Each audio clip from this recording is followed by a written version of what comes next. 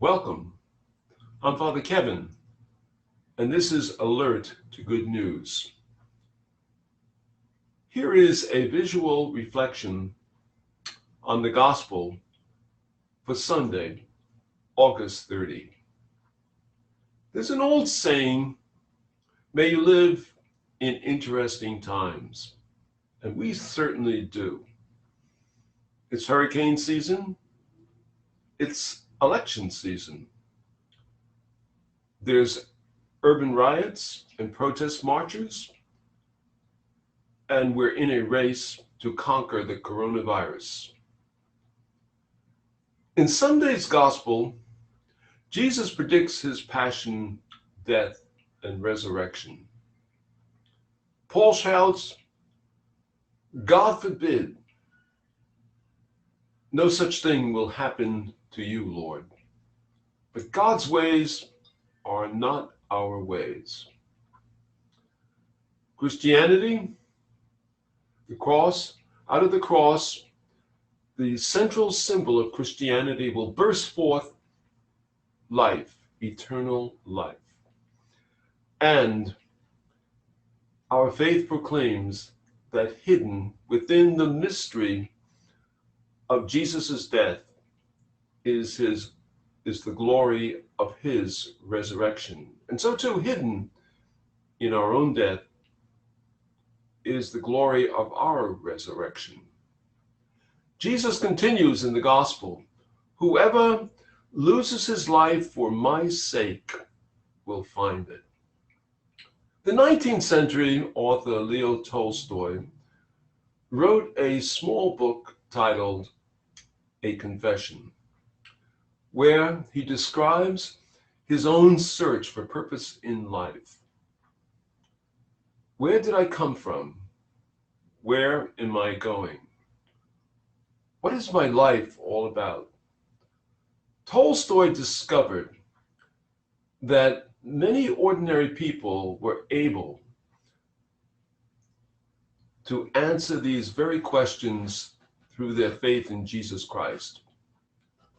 Their way, their truth, their life. So what am I living for? There are as many answers as there are people.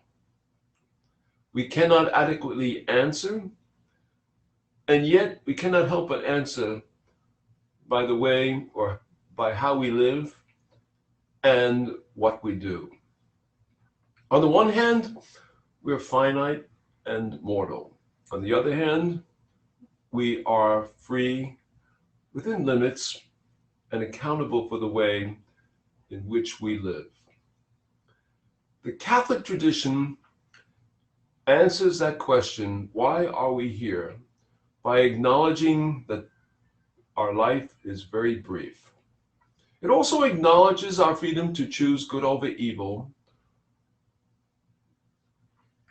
right over wrong, the true over the false.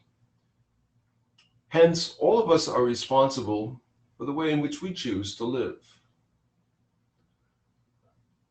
Tragically, people do choose evil over good, wrong over right. Why? The book of Genesis highlights our predicament. Why? We fell from grace. We are broken. The Catholic tradition calls this original sin. And there's plenty of evidence in the world that things are broken. The coronavirus has upended the global economy. Millions of refugees are fleeing violence. Wildfires and hurricanes have devastated communities. And yes, human beings cry out for peace, for justice. They cry out for salvation and freedom. But who can save us? Some people have looked for answers in the world of things, in other persons, and in isms of one kind or another. The Catholic tradition looks to a power beyond ourselves. That awesome and overwhelming power, God, is a compassionate God who became flesh in Jesus and is alive in our midst by the power of the Spirit. Alive, especially in the community of disciples we call the church, and especially alive in the sacraments. Yes, we possess within our fragile selves the incredible treasure of God's life. We are in relationship with God by virtue of the life-giving waters of baptism. But we must continually struggle, as the prophet Micah said centuries ago, to do right, to love goodness, and to walk humbly with God.